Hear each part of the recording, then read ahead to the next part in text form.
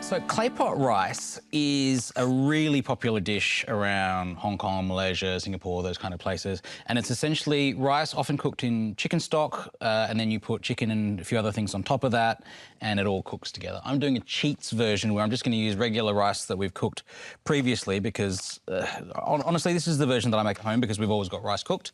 And so it's very easy to put some stuff on top of that rice and call it a clay pot rather than cooking the whole thing full time in the clay pot.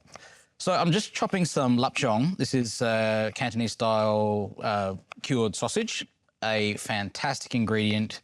Get a good quality one, keep it in your fridge or freezer, lasts for a billion years. So it's a great way to have this kind of thing always on hand. I'm chopping a few shiitake mushrooms here. What sort of rice do you typically use for this? Look, at home, we generally eat koshi curry rice or yume pirika, which are two Japanese varieties. I'm using jasmine today because that's probably a more common rice for use in a dish like this. But you can use anything you want. You know, some people like basmati for various reasons. I don't think basmati would work hugely well here, but all the others would be quite fine. Chicken thigh, I think, is the choice for this. You don't really want to go for breast, or even chicken on the bone would be great for this as well. Darren, learning to cook, why did you do that? I'm still asking myself. No, I was studying art and design, and I was washing up in a little seafood restaurant in my hometown back in the UK.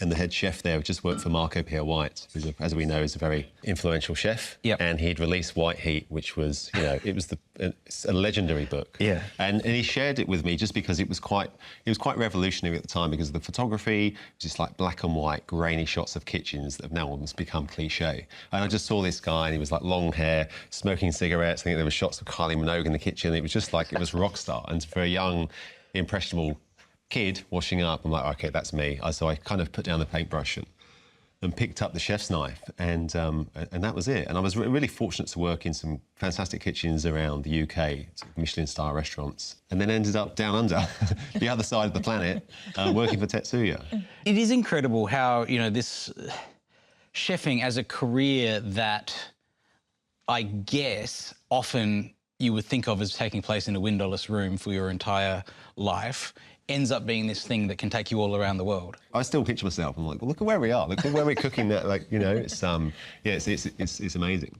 I've got my sort of cutting done here, so I'm going to start to fry off a few things. I'll start with the chicken, then I will add in the lapchong and then the mushrooms, and then I'll put in some seasonings as well. The seasonings I'm using are very simple: soy sauce and shaoxing wine, which I will add first. Then I'll add some. This is caramel sauce, but it's sort of similar to a dark soy sauce. It's just a bit thicker and a bit sweeter. Some oyster sauce, and I'm going to add some sugar to that as well. So, Jelena, I'm going to assume you've been playing tennis for most of your life. At what age did you start to show promise in that regard? I don't know, maybe 11, 12. I think you could maybe see some promise. I kind of felt like once I won my first junior Grand Slam and became the #1 junior in the world, then maybe I can, you know, go on here. It's a bit of a sign, isn't it? Yeah. Maybe. Could be something here. I also started to show promise when I won my first junior Grand Slam. But yeah, I'm a big believer in, even if you have the talent, you got to work hard. I always say I would rather have a person that has less talent but is committed and works hard than the other way around. You look at athletes like yourself and it's like, oh, well, they must just be naturally gifted. They must always have it. Yeah. While you might see a lot of pro tennis players and go, oh, they're gifted, they're talented, a lot of that is actually hard work. Yeah. Yeah. What a shame. I just assumed I had to do as many things as possible to find the thing that I was naturally gifted at, and then it wouldn't have to work anymore. So my ingredients are all in. I'm going to add my soy sauce first. I don't know if it's a rule, but this is what I do. I always add ingredients that have a bit of alcohol in them, so soy sauce and wine, obviously. You always add those against the edge of the wok just to let it sizzle. It's just what I've been taught. And then the oyster sauce and stuff you can just sort of whack in.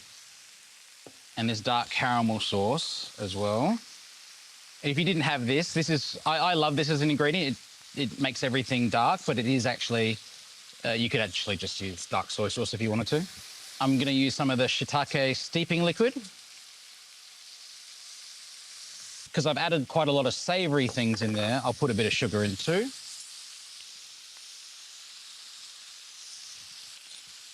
and I'll let that simmer for a touch to reduce down. Certainly smells the part, mate. I just like doing it this way because it kind of idiot-proofs it a little bit. Like I've had some problems with Claypot rice in the past where because the chicken's releasing a lot of moisture, you cook it together with the rice and you have to sort of get that moisture level right so that the rice isn't gluggy. Takes the guesswork out. Yeah. And it's a lot faster too. So I'm just going to put my rice in here. Darren, are you any good at tennis? I used to be all right, actually. So I've not. Okay. Temper your comments because you're sitting next to a former world number 4. not great. I loved playing the game in my younger days, and because I was quite tall, I had a half decent serve in my little town. Yeah. But yeah, there's definitely no talent.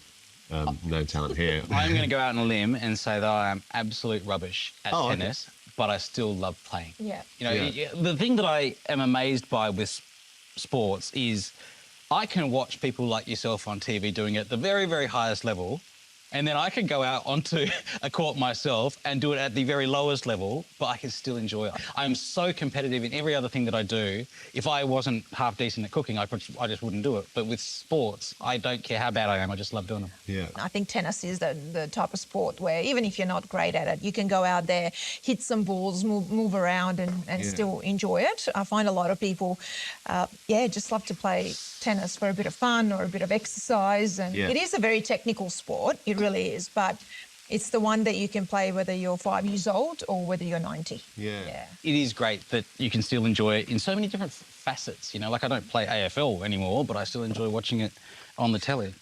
I'm just putting my chicken and lapchong and everything all on top of the rice. And this liquid that's here is going to essentially be what flavours the rice underneath. I've got a bit of oil in there as well, and you want this to be very savoury because you're essentially wanting to season the rice with everything that's going on there. So that can go to one side now. This can go onto the heat, and I'll just heat that on low heat to get that Claypot taste of like toasted rice on the base. Love it. So those sauces, as they go down to the bottom, they'll start to do that. We'll finish it with some vegetables and spring onion. Darren, if there was a sport that you could be professional at, like just pretend that you don't have to do the hard work. You're immediately world champion in what sport? What would that be? I think from the UK, it was probably always, well, we would call it football or soccer. I think I was, my dad was amazing. He was a very, very gifted soccer player, and I was not, unfortunately. And I think I would have loved to have, travelled the world being a bit of a soccer star. If you weren't a cook, was there a backup plan? If you weren't I can do absolutely nothing else. If you weren't a master chef? It's the only thing I know is cooking. There's no other talent at all. So. What about you? I love watching sport. I love playing sport. I actually don't think I would enjoy doing it professionally. I'm a lazy bones.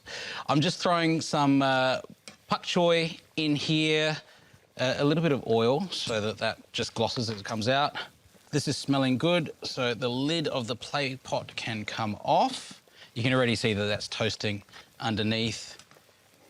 I'll move the veggies out of here and just lay a few on top. Sprinkle of spring onions, Cheats Claypot rice.